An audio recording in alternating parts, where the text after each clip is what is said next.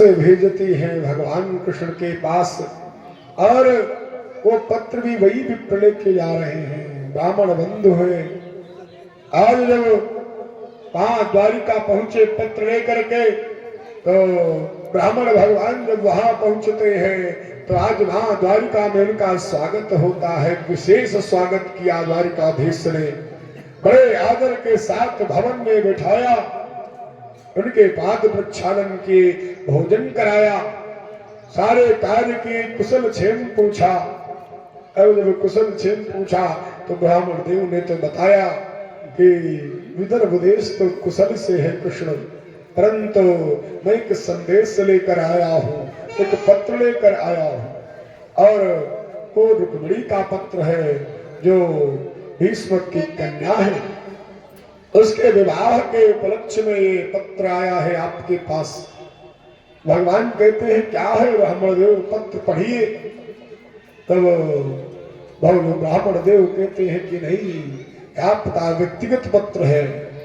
परंतु भगवान वहां कहते हैं कि मेरा व्यक्तिगत कुछ नहीं है, सब सार्वजनिक है, कुछ भी छिपा नहीं है। और वो भी ब्राह्मणों से क्या छिपा है? छिपा है तो जो छिपा है ठीक है, लेकिन ब्राह्मणों से कुछ छिपा नहीं है, सब जानते हैं विप्र। आप पढ़िए। और यहाँ पर्सनल लेटर कोई पढ़ने देगा? नहीं, भगवान आज अपना पर्सनल लेटर पढ़ने दे रहे हैं कि पढ़ो ब्राह्मण देव।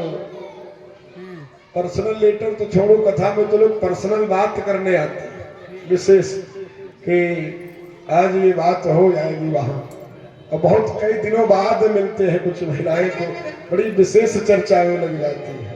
और जय श्री राधे, जय श्री राधे। आज माता रुक्मिणी का संदेश ब्राह्मण देव पढ़ते हैं, और ब्राह्मण देव आज जब वो पत्र पढ़ते हैं तो उसमें माता रुक्मिणी ने पहला शब्द लिखा है सुत्रागुणान भुवन सुंदर।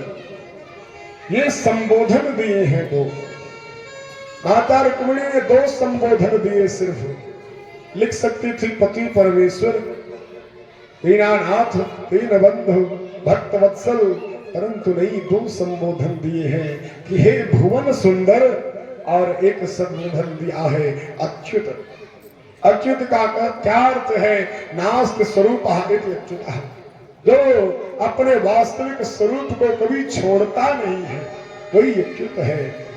जो अपने सदैव वास्तविक स्वरूप में रहे, ऐसा नहीं कि कुछ उसको प्रदान कर दो तो उसका स्वभाव बदल जाए, धन आ गया स्वभाव बदल गया।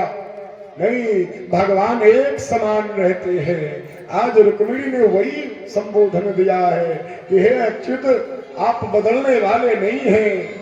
यदि मैं आपसे प्रेम करती हूँ, और कौन कब से प्रेम करती हूँ, भुवन सुंदर सुत्रागुणान, मैंने जब आपके गुणों को सुना, मैं पहले से नहीं प्रेम करती थी, परंतु जब से मैंने आपके गुणों को सुना है, आपके कुल शील रूप विद्या, इस पर मेरी बात नहीं है, आपका जो स्वभाव है, आप जो कृपा कारक है, करुणा कारक है, और अकारण करुणा कारक है हमारे गोविंद। उनको किसी विशेष कारण की आवश्यकता नहीं है, वो अकारण ही करुणा करने वाले हैं।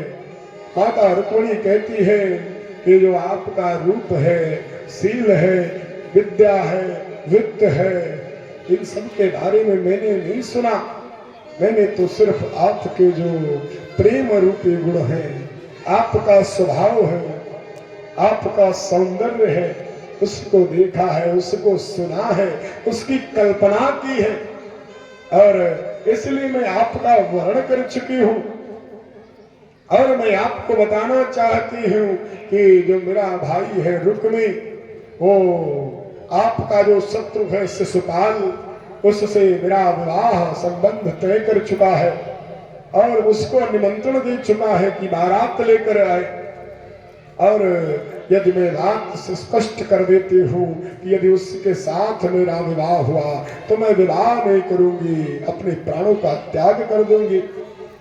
जब ये सुना और ब्राह्मण देव ने बताया तो उस पत्र को आगे भी पढ़ते हैं ब्राह्मण देव। उसमें माता रुक्मिणी ने ये भी लिख दिया था कि मैं अपने कुल की परंपरा के अनुसार माता कात्यायनी का पूजन करने के लिए प्रातः काल प्रस्थान करूंगी जिस दिन विवाह होगा, और आप आना हो तो उसी समय आए। ये मत सोचे कि बहुत ज्यादा सुरक्षा व्यवस्था होगी, सैनिक होंगे। आप वहीं मंदिर के समीप आए और मेरा वरण करें। आज माता रुक्मिणी स्वयं पूरी प्रक्रिया बता देती है भगवान को पत्र के माध्यम से। और जब भगवान ने ये सुना कि रुक्मिणी अपने प्राणों का त्याग कर देगी, तो ब्राह्मण देव पूछते हैं कि गुरुदेव प्रभु आप करेंगे क्या, भगवान आप करेंगे क्या?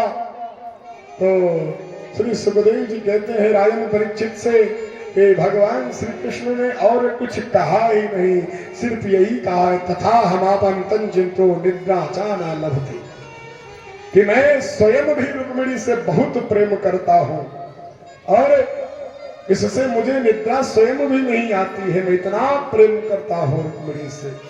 अभी तक भगवान ने सुना भी नहीं है, परंतु श्री कृष्ण को जो प्रियतम मान बैठा है तो कृष्ण तो उसके हो ही जाएंगे। इसलिए भगवान ने कह दिया कि मैं जो सदैव भी रुक्मिणी का चिंतन करता रहता हूँ, रुक्मिणी के बारे में सोचता रहता हूँ, रुक्मिणी के कारण मुझे नींद नहीं आती। अब जब भगवान ने ये कह दिया तो ब्राह्मण देव भी प्रसन्न हो गए कि जो मेरा कार्य था वो मैंने कर दिया है। आगे पूछते हैं क्या करेंगे भगवान? तुरंत भगवान ने आदेश दिया कि हम अभी साथ में ही चलेंगे, आपके साथ चलेंगे। भगवान